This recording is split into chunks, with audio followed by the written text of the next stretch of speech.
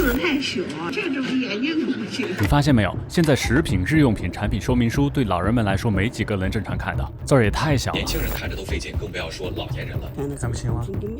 加上现在包装上的英文、日文也越来越多，老人们经常用错、拿错，过期了也不知道，不方便也不安全。所以我干脆做了一个免费的 AI 小工具，名字叫做一个方脑壳。川渝人都知道这里面的门道有多深。你不进房，你信都没信。只要拍个照，就能把包装上的文字放大、翻译，告诉老人这是什么，有什么需要注意的地方。如果拍食物、日用品、电子产品，老人们也能够知道这是什么、怎么用，而不至于跟我们的生活脱节。而且其实搞懂思路的话，几个小时到1-2天，你也能轻松做一个自己的应用。这是18世纪晚期土耳其的一种自动下棋装置，土耳其形迹傀儡，在后来将近100年当中打败了不少的挑战者。后来被发现，其实里面藏着一个操控傀儡的真人。其实一个最简单的 AI 应用，本质上就是制作这样一个装置，然后把 AI 装进去。就连这个装置，你也可以让 AI 来帮你做。对老人来说，最方便的装置当然就是小程序了。然后我们只要找到一个对你来说方便的 AI 工具，装进去就好了。作为一种思考力资源 ，AI 会帮你处理问题，提供数据，你只要做好对应的 UI 界面就行。简单来讲，这个应用的流程就是点击拍照，然后发送给 AI，AI 把处理完的数据返回给你，呈现给用户。因为之前没有搞过小程序，所以我直接用 AI 来帮忙写大部分的代码，半个小时就能做出这样的效果。而且其实不用 AI， 你很快也能够了解清楚，小程序的这么多代码文件里，你大部分时候只要处理这3个就好了。它们分别代表组件、样式和功能代码，也就是造零件和组装零件的地方，设计零件和机器样式的地方，还有控制功能实现的地方。在 AI 12范式中，我提到过跟 AI 的双向费曼学习法，用这种方法你就能很快的学会组件和样式的基本控制。现在就只用接入 AI 了，不管你接入哪种 AI 工具，一般调用方式都是 API 接口，你只要找到对应 AI 工具的 API 以及开发文档，根据文档说明来改造自己的小程序功能实现代码就可以了。重点就是你调用的 URL、API key 以及对应的模型等等。为了避免广告嫌疑，这里就不提用的 AI 工具是什么了。AI 大模型这么卷的情况下，你其实有很多的免费模型和 API 可以用，然后这边向 AI 发内容，那边就能输出。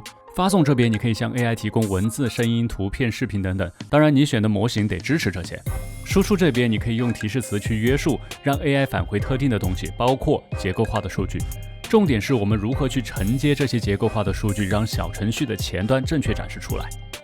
如果所有这些操作没问题的话，就搞定了。但你可以看到，等待的时间比较久，用户就会不知道到底程序反应了没有。所以我做了一个加载效果，这也是很多产品的常规处理方式。我做的是一个文本加载框以及一个加载中的进度条。然后想要像现在很多 AI 对话工具一样做到逐字输出的效果，我去搜了一下，这个效果叫做流式输出，然后再去找对应的案例去调整代码，做个小程序接入 AI， 其实只要几个小时就能完成。但是加上界面的优化，做这种逐字加载效果以及提升其他的体验，费了些时间。其实你可以看到，最重要的事情就是如何跟 AI 对话来帮你实现想要的东西，而最重要的就是你怎么跟 AI 说清楚。所谓自然语言编程，就是说人话，好好说话。比如首页这个大眼睛，我是从一个球体做起，先让 AI 帮我实现一个黑色的大小为150px 的呼吸球，然后再加一个白色球，达到效果之后复制一组，再手动调整样式和参数。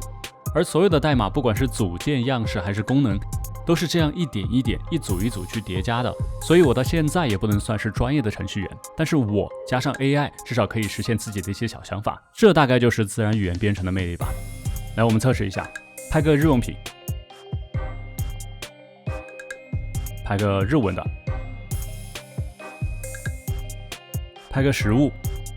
所以除了基本的文字识别，你其实可以拍水果，看它坏掉没有，还有拍食物，针对老人提供饮食建议和食谱的效果。而这些都只要简单的修改提示词，不用操作代码。同样的思路，其实我们也可以做其他的应用，比如自动生成数据图表的应用等等，希望对你有所帮助吧。